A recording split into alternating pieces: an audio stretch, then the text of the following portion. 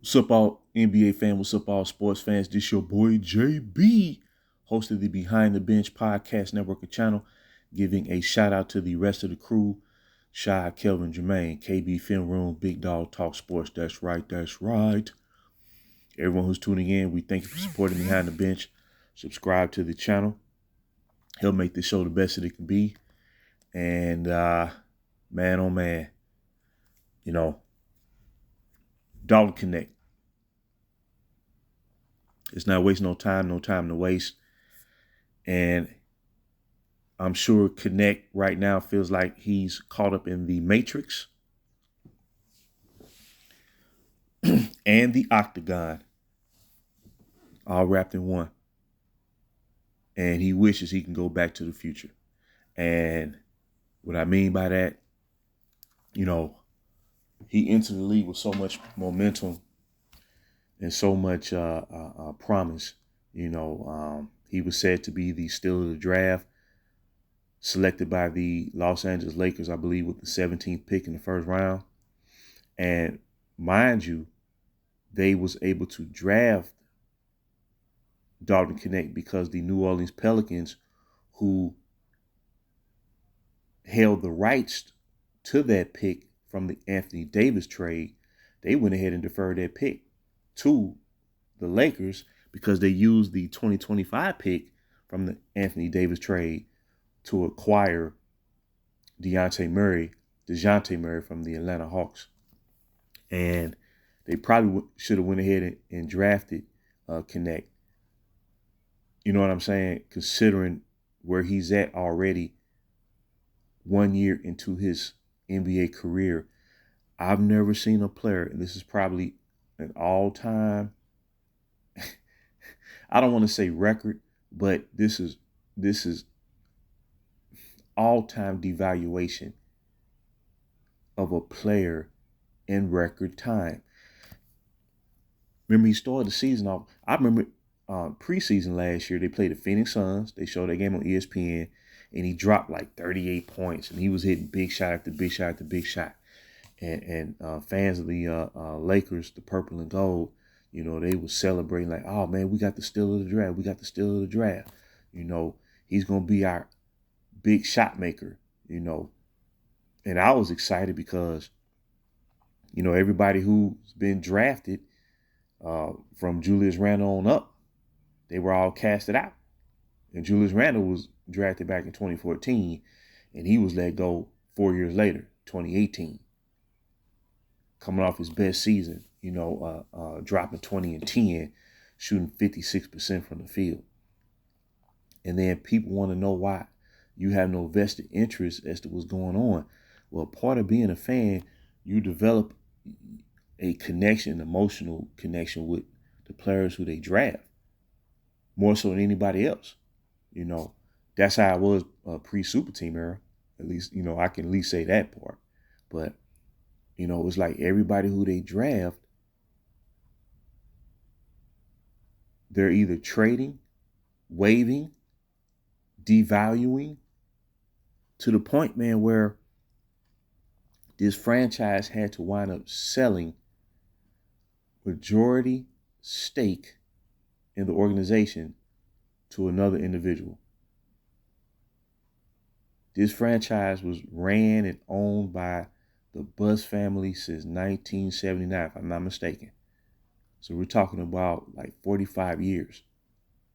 And because of an all-time devaluation of the roster and everything in between, there's been an erosion of true fan support because they've been led to embrace this win now mentality that is devoid of all essential elements of following and supporting a team year in and year out. We're devoid of that right now.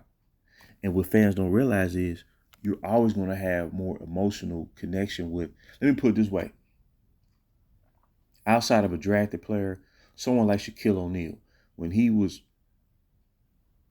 signed as a free agent back in 1996, he was signed to an 8-year deal. He was only 4 years into his career. So you can sit there and say, man, you know what? In the back of your mind, Shaq gonna be here for 8 years. And he helped lead the Lakers to 3 championships, 2000, 2001, 2002. And he deserved to get his jersey retired, and he deserved to have a statue built in his likeness. He deserved that. He's a Los Angeles Laker because he carried on the tradition of the storied centers of the franchise who preceded him, George, Mike, and Will Chamberlain, Kareem Abdul-Jabbar. So what I'm saying is, when you lose that, to me, you really have nothing. And this franchise lost its way since the summer of 2018. They embraced a path they didn't need to embrace. Everything was set up for them to enjoy a decade of prosperity. A decade of prosperity.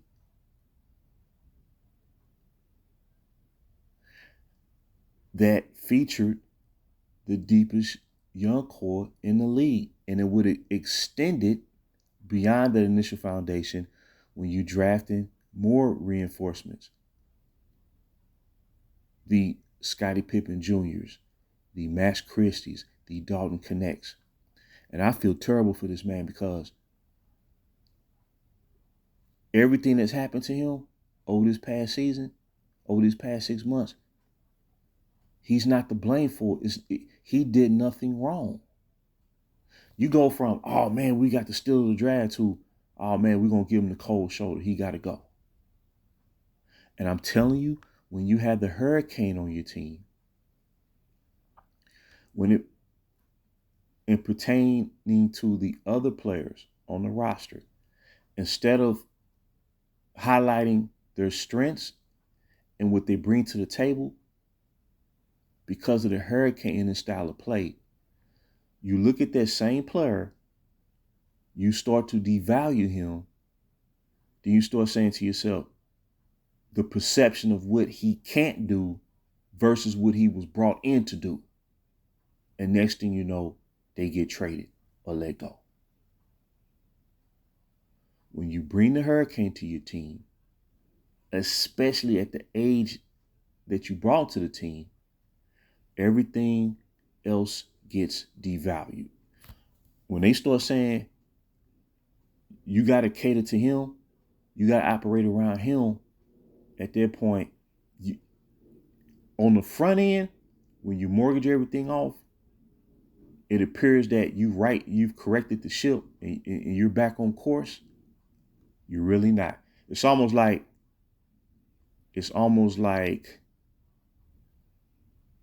a temporary fuse was lit. You see what I'm saying? The temporary fuse was that bubble. And everything is slowly eroding year by year to the point where it accelerated like a freight train. People start panicking. And the very guy that you wind up mortgaging the future to get, open up the door to mortgage the future to get in Anthony Davis, you wind up trading him to bring in a quote unquote a younger superstar around the same age that you acquired Anthony Davis. But nothing is guaranteed, nothing is promised in this type of situation because you didn't build, you inverted the process. And Dalton Knecht is the latest victim. He has to sit there and say to himself, I have to take a back seat to a young man who the only reason he's in the league is because his father, who's wearing the uniform for the time being, pressed the issue, manipulate the system, and forced his organization to draft him. Otherwise, he would never be in the NBA, and everybody knows it. Coupled with the fact that Dalton Knecht was traded halfway through his rookie season, a trade that was rescinded, and that's the only reason he remains a Los Angeles Laker, or at least, representing the jersey. For all practical purposes, he's a traded player. You see what I'm saying? And people want to know why he's been struggling in the summer league, which really, quite honestly, he shouldn't be playing in the summer league. But he was so devalued, the perception is that he regressed as a player when he really didn't. Because the first 3 months of the season, the first 2 months of the season, he was averaging over double figures, like around 12 or 13 points a game. He's the ideal rookie. 4 years of college. He's able to come in right away and provide an immediate impact to your team. And I think it's terrible. And he's been devalued at a more accelerated pace than the original young core. And see, when people whenever he's traded, and I could be wrong, all I can go by is what has transpired. He was traded 5 months ago. He was traded. When fans of this franchise say to themselves, what has the young core done since they was let go and cast it away? Well, first of all, they were spread it throughout the entire NBA landscape to like 8 or 9 different teams. Most of those teams were struggling before they got there. What they don't realize is they were strategically drafted to play for this franchise. They was never meant to be casted out the way that they were, especially during the very beginning stages of their career. So for all practical purposes, if a group of players, including Dalton, Knecht, if anyone deserves to get a pass, it's these young men. It's the young core of the Los Angeles Lakers. They deserve a pass for what has happened to them. But Dalton, Knecht, he's the latest. he's the he's the latest scapegoat, the latest pawn in the game. And I'm telling you, man, the Los Angeles Lakers, they're going to have to gain control of their franchise. Because, if they try to capitulate to this dude, or even Luka, you can't capitulate, especially when they haven't been part of your franchise. You can't capitulate to players who ain't been part of your franchise. Like Michael Jordan, he was there from the bottom. And year by year, went through the fire and the struggle to reach the top. That's why he always said when he won his first title, this was a 7-year struggle. That's what it was. It was a struggle. Kobe and Shaq went through something before they started winning. Nikola Jokic started from the bottom, worked his way up. Shai Gilgeous-Alexander got traded to the Clippers after his rookie year. He started from the bottom, worked his way up to the top. Steph Curry, Golden State, when they started over after the Baron Davis years, they drafted Steph Curry. They was at the bottom, winning like 14, 15 games. And within 6 years, worked their way up to the top. So therefore, Steph Curry has so much of a long-standing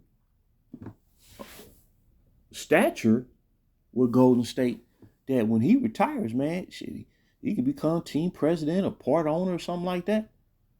He put in the time. When you can try to capitulate to an outsider who's only vested in himself, you're going to lose more than you win. And that's why I continue to say, they have to get control of their franchise, man. They have to start, when they get a chance to draft player, the way the league is set up now with this new CBA, you're gonna have to develop these young players anyway. It ain't gonna be about trying to get the next superstar every 2-3 years. That's not working. He's led them down this path. The Hurricane led them down this path, and they not doing nothing. Only reason that they appear to be in the mix because they keep mortgaging itself off 5 years, 6 years out. They taking away from what they should be having 5-6 years away. So when fans say we worry about that when we get there, but see, when you get there, when it gets real, when it becomes crystal clear that you have nothing, fans are either gonna do one or two things. They're gonna fold, close shop, dip, maybe follow another team, or understand that they should have went this route. There ain't gonna be no in between. So, like I said, there's nothing like your own. It's nothing like having your own. You see what I'm saying? It means something. You have more equity in your own players. That's how you build up your value. That's how you do it. All these franchises out here, man, is all of a sudden they've been down for years and years, and all of a sudden they're at the top of the heap. They invested in their own. Or they had a clear-cut vision of where whatever moves were made, it was driven by the organization with a long-term vision. It's either one of the two. And I'm going to end it with this. I would hope and advise that the Los Angeles Lakers peep game to what the Clippers are doing. That owner for the Clippers ain't messing around. And with a new arena and the way they run their team, no drama. You know what I'm saying? No drama. They plug it in every year. They operate in a very professional manner. And they're no longer catering to Kawhi Leonard. They're building the moves they made this all season. Man, Lee better take notes. That's all I'm finna say. And I know they ain't never won nothing. I get that. But they ain't playing. They ain't playing. And if the Lakers don't control the ship, regain leadership of the organization, and keep on dilly-dabbling with this dude, or keep on trying to go win now and mortgage yourself off, don't even think about doing anything in the 2030s. That past glory going to be long gone. That's going to be ancient history.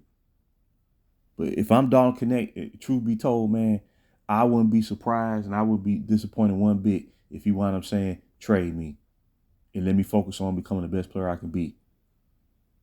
Trade me now. Because he's been devalued in record time, man. How do you go from the steal of the draft, hitting big shots early in the season, to looking like you lost your way? It's because he's been devalued in record time. It's as simple as that.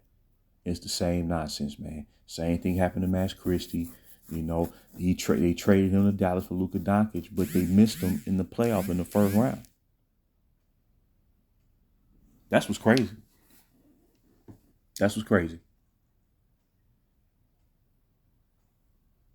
And I keep saying their young core was the most valuable asset to this franchise. Moving into this decade now, 5 years in. It wasn't no superstar. It wasn't a Hurricane. It wasn't AD. It wasn't Russell Westbrook. It was their young core. Bar none. And as a result of casting them away, they experienced depreciation like you've never seen. And they wasn't making the profit like they were sold when all this started. And Jeannie Buss had to sell the majority ownership of their franchise to Mark Walter, who runs the Dodgers. That's what it comes down to. This is what happens when you sell yourself short. And they finna sell themselves short by sacrificing Dalton Knecht to try to go win now. And they're going to wind up losing come money time. So I just want to drop that nugget. Please leave your comments and thoughts. And until next time, this your boy JB, BTB, Behind the Bench.